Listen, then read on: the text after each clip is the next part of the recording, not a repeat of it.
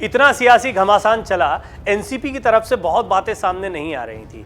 शरद पवार की चुप्पी सभी को खल रही थी। अजीत पवार तो पिक्चर से बहुत लंबे समय से गायब थे, तभी से गायब थे जब वो देवेंद्र फडणवीस के साथ सरकार बनाते दिखाई दे रहे थे, लेकिन रातों रात पासा पलट गया और अजीत पवार देवेंद्र फडणवीस की जो योजना थी वो कामयाब नहीं हो पाई थी। बहरहाल इसको समय बीत चुका है। महाराष्ट्र विधानसभा में अब विपक्षी नेता अजीत पवार एक बार फिर सामने आए हैं। मुंबई में एक प्रेस कॉन्फ्रेंस उन्होंने आयोजित की और इस प्रेस कॉन्फ्रेंस में सीएम एकनाथ शिंदे और डिप्टी सीएम देवेंद्र फडणवीस दोनों लोगों पर वो जमकर बरसे हैं।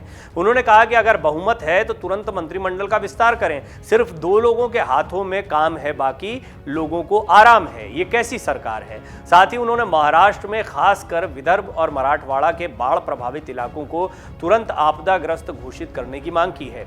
इसके अलावा अजीत पवार ने शिंदे फडणवीस सरकार ने जो पिछली महाविकास आघाड़ी सरकार के कामों पर रोक लगाई है उस पर भी अपना गुस्सा जाहिर किया है। उन्होंने भड़कते हुए कहा कि शिंदे फडणवीस सत्ता में बने रहने का ताम्रपत्र लेकर आए हैं क्या? सत्ता सबकी आती और जाती है, कभी ना कभी इनकी सत्ता भी जाएगी, इन्हें ये ध्यान रखना चाहिए। अजीत पवार ने कहा कि 2021 तक से शुरू किए गए काम रोक दिए गए हैं, ये सब विकास के काम थे, महाराष्ट्र के काम थे, कोई हमारे घरों के काम नहीं थे। मुख्यमंत्री महोदय और उप मुख्यमंत्री महोदय, ऐसी निचले स्तर की राजनीति महाराष्ट्र में कभी नहीं हुई, इसे तुरंत रोकें। विपक्षी नेता ने आगे कहा, अब तक मंत्रिमंडल का विस्तार क्यों नहीं हुआ ये शिंदे और फडणवीस को ही पता है। हम सरकार चलाएं, दूसरों को क्यों तकलीफ पहुंचाएं, ये वजह है या कोई और वजह? किसी को कुछ नहीं पता। लोकतंत्र ऐसे काम नहीं करता। जब ऐसी बरसात और बाढ़ जैसे हालात आते हैं तो संबंधित इलाकों के संरक्षक मंत्रियों की भूमिका अहम होती है।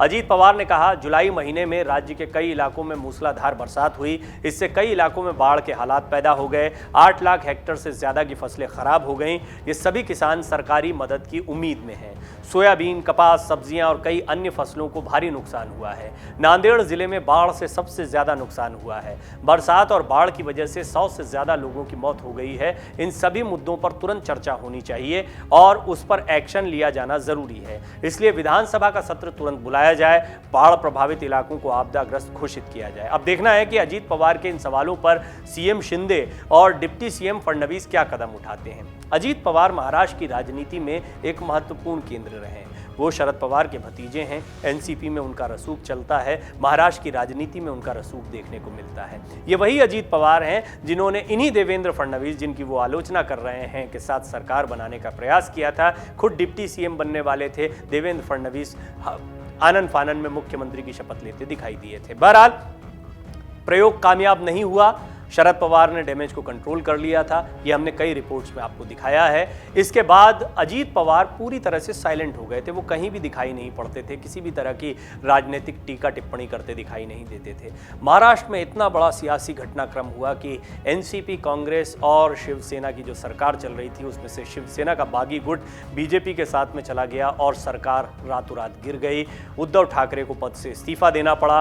अजीत पवार ने अब आगे आकर ये करने शुरू किए हैं या बड़ी बात कहनी शुरू की है कि 2 ही लोग सरकार चला रहे हैं, बाकी लोग आराम कर रहे हैं। बाकी को क्या आराम दिया गया है या कोई और मजबूरी है? इस सवाल पर बार बार एकनाथ शिंदे और देवेंद्र फडणवीस घिर रहे हैं। विपक्ष के पास, चाहे वो उद्धव ठाकरे का गुट हो, एनसीपी हो, सभी के पास ये एक सबसे बड़ा सवाल है कि आखिर मंत्रिमंडल का विस्तार क्यों नहीं हो रहा है। और इसकी बहुत बड़ी वजह हमने पहले भी आपके सामने रखी है, ये है कि कई लोग असंतुष्ट हो सकते हैं। ये समीकरण बनाना बड़ा मुश्किल है तब जबकि आपने मुख्यमंत्री एकनाथ शिंदे को बना दिया है। एकनाथ शिंदे का भविष्य क्या है? क्या शिवसेना उनकी होगी या जो राज ठाकरे उनको प्रस्ताव दे रहे हैं कि आप एमएनएस में विलय कर लीजिए अगर आपको शिवसेना नहीं मिलती है, या फिर उनको कोई और दल बनाने की मान्यता मिलती है। ऐसी बहुत सारे समीकरण हैं जिनका इंतजार बीजेपी को करना पड़ेगा। लेकिन इस सब के बीच में मंत्रिमंडल का विस्तार उलझ कर रह गया है। जितने भी बागी विधायक आए हैं सभी की अपेक्षा होगी कि उनको कुछ ना कुछ मिले। जब उन्होंने इतनी बड़ी बगावत की है, शिवसेना में एक टूट देखने को मिल रही है, फिर शिवसेना असली किसकी है ये भी एक बड़ा सवाल है। और इसके बाद भी बहुत सारे निर्णय होंगे। इस सब पर नज़र उद्धव ठाकरे ने भी बनाकर रखी है। वो जानते हैं कि जैसे ही मौका मिलेगा या फूट होगी या एकनाथ शिंदे कमज़ोर पड़ेंगे तो इसका फ़ायदा वो उठा सकते हैं। आने वाले दिनों में कई समीकरण देखने को मिलेंगे, लेकिन एनसीपी भी यहाँ पर चुप नहीं है। बीजेपी इस बात को जानती है कि शरद पवार की राजनीति, महाराष्ट्र की राजनीति में गहरी जड़ें हैं। बाला साहब ठाकरे के बराबर की उनकी राजनीति रही है, बहुत लोकप्रिय नेता रहे हैं, अस्वस्थ हैं। अजीत पवार ने उनकी विरासत को संभाला। अब अजीत पवार ही बयानबाजी के लिए सामने आए हैं और उन्होंने शिंदे और फडणवीस दोनों को घेरा है। डाउनलोड करें अमर उजाला ऐप और पाएं खबरें लगातार। अगर आप ये वीडियो YouTube पर देख रहे हैं तो हमारे चैनल को सब्सक्राइब करें और बेल आइकन को दबाना ना भूलें। अगर आप Facebook पर ये वीडियो देख रहे हैं तो हमारे पेज को लाइक करें।